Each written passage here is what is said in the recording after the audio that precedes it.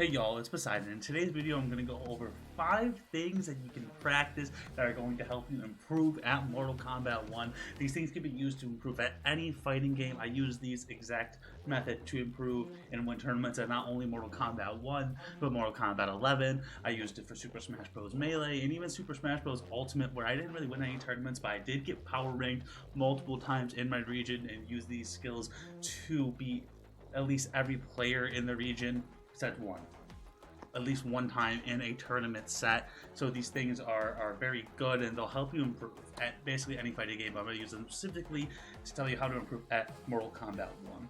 So number 0 is kind of obvious, so that's why I'm going to give you a number 0. I'm not even going to count it towards the 5. It's just play the game. You know, put in the time, put in the hours, play your Combat League sets, play your casual sets, play against friends, enter tournaments online, go to your locals if you have them. Those are really, really good resources to help you improve at this game. All of those, and you're not going to be able to replace, you're not going to be able to cut the time in half, but you know, you got to put in the time. If you're not able to put in the time or not willing to put in the time, then you're just not going to improve that much. So the reason that I'm going to give you these tips is kind of like the way I'd like to explain it, and why, you know, you still need to put in the time, but why taking tips and stuff will help you is, imagine these two scenarios where there's one person who's learning how to play the guitar, and I say, I'm going to pay you to play the guitar 12 hours a day. I give them no instruction. Both of them have no prior musical experience, and I give one of them a guitar and say, for 12 hours a day you're going to practice the guitar, but you get no instruction. So he's just sitting there and just can strum along, can't go on the internet to search. He can just only use 12 hours to play, and he might be able to, you know, make out some notes and stuff like that, maybe able to get sounding pretty good, but you know, you probably won't be able to, you know, get too far with it. Well, there's this other person who plays the guitar that I'm going to pay to play the guitar 2 hours a day. Why don't I give them instruction? They're going to get a teacher, they're going to get booklets, they're going to be able to go online, they're going to be able to research and practice and get lessons to learn how to play the guitar. So who do you think is going to be better at the guitar? Do you think the guy who plays guitar for 12 hours a day with no instruction, or the guy who plays 2 hours a day with a mastery of instruction? Probably the guy who plays for 2 hours a day with the mastery instruction. So that's what these tips are going to be able to help you with, is kind of help you get an understanding so you're not just playing blind. So the first thing that I'm going to talk about, the first tip, is going to be practice your combos. Now this sounds really easy, and it's going to go from things that make, you know, are pretty obvious to less obvious as we go along, but it can't be overstated.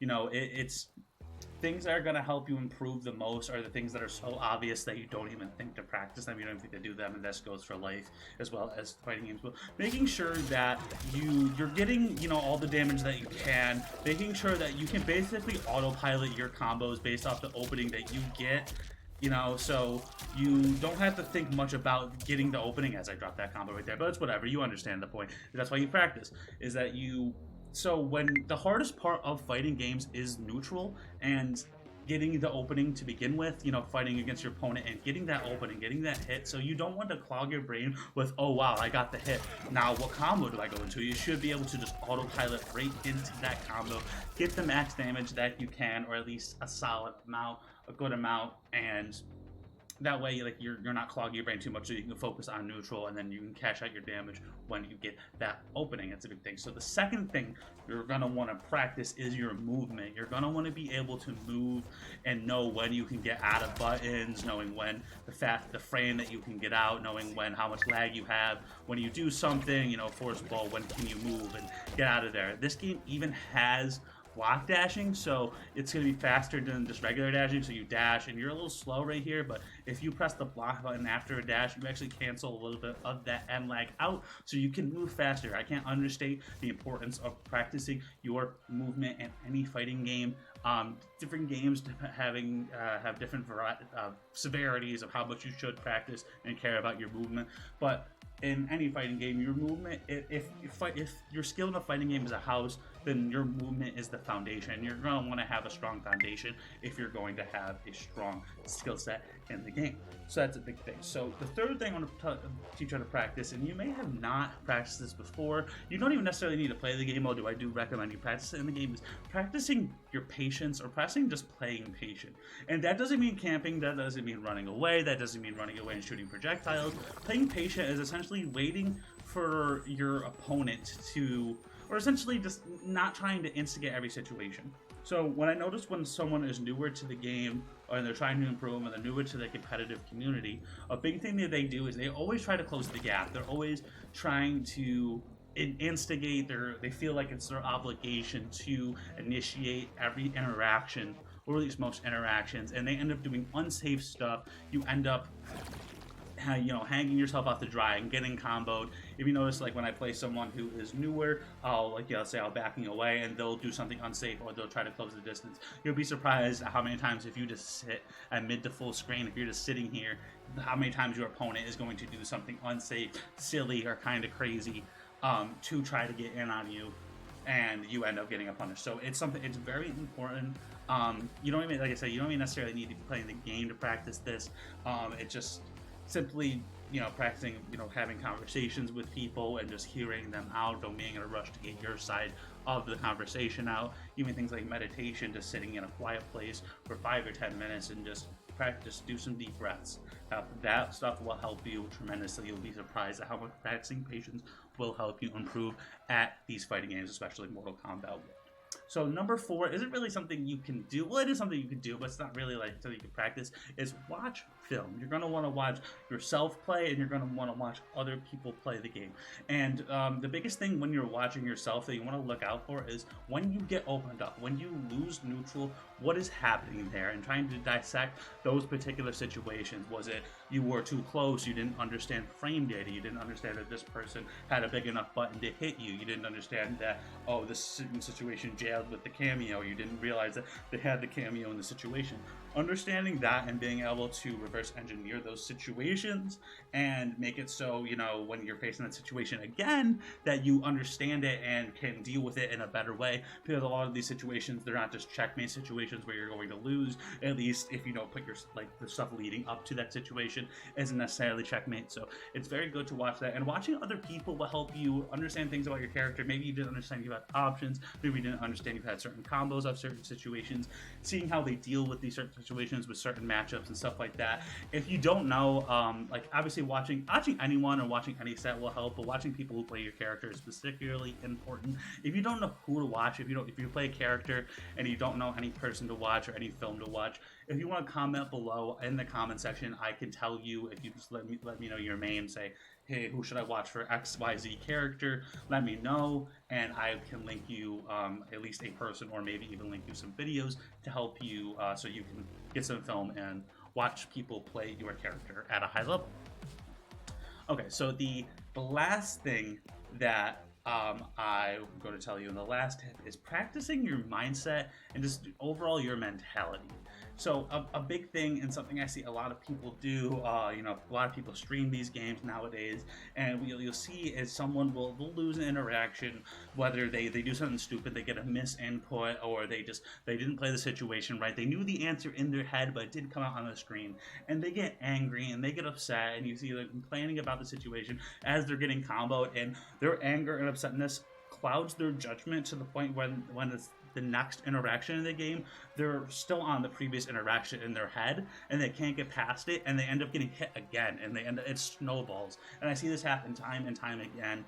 And just practicing the ability to say, okay, that I lost that interaction, I misinputted, I got the wrong button, or I did something stupid, or I shouldn't have done that, it was a bad option, and just moving on to the next one. Because no matter how sad you are or upset you are about the previous interaction, no matter how upset you get or how much you complained about it, it's not going to change the fact that it did happen and that you can't do anything about it.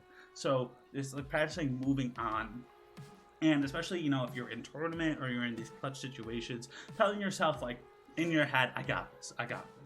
Because you'll be surprised how many times you feel like the moment, gets the better of you.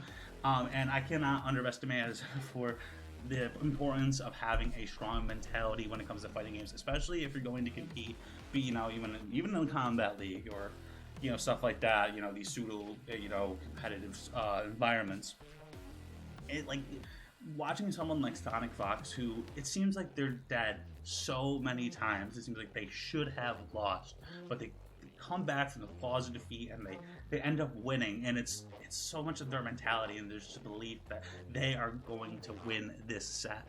They are not going to lose, and sometimes they do lose, but it's just having the mentality like, I got this, I'm going to win, I'm going to do well. It's just everyone's different and everyone's going to have their own things, but it's definitely something that you can practice and something that you can just, do, and something that's going to help you improve at these games. So there it is. Those are the 5 things you're going to practice. I'll repeat it again. Number 0 was just playing the game, putting in the hours, playing your casuals, your friendlies, your combat league, you're going to your locals, or you're playing online tournaments. Doing all that stuff will help you get better at the game. But number 1, practice your combos, making sure that you're getting all the damage that you can get, and that you can autopilot your combos after you win neutral off any of your buttons. Number 2 is your movement. To have the strong foundation, just practice moving around, going into practice mode. Even if you take 5 minutes a day, and just move around a little bit. Make sure you are moving as fast as you can. You know when you can move out of certain things and stuff like that. When you shoot your projectile and stuff, when you can move. It's very important. 3, practice playing patient, making sure that you are not forcing your situations, you're not doing unsafe things just because you want to play faster and you want to get the heat of the moment. Being patient, you have 90 seconds, make sure you take your time. Number 4 is watch film, watch your own film, watch other people play. It's important to watch your own film, not only so you can find the mistakes that you made in neutral, but it's also important that you watch your film so you can see that you're actually improving.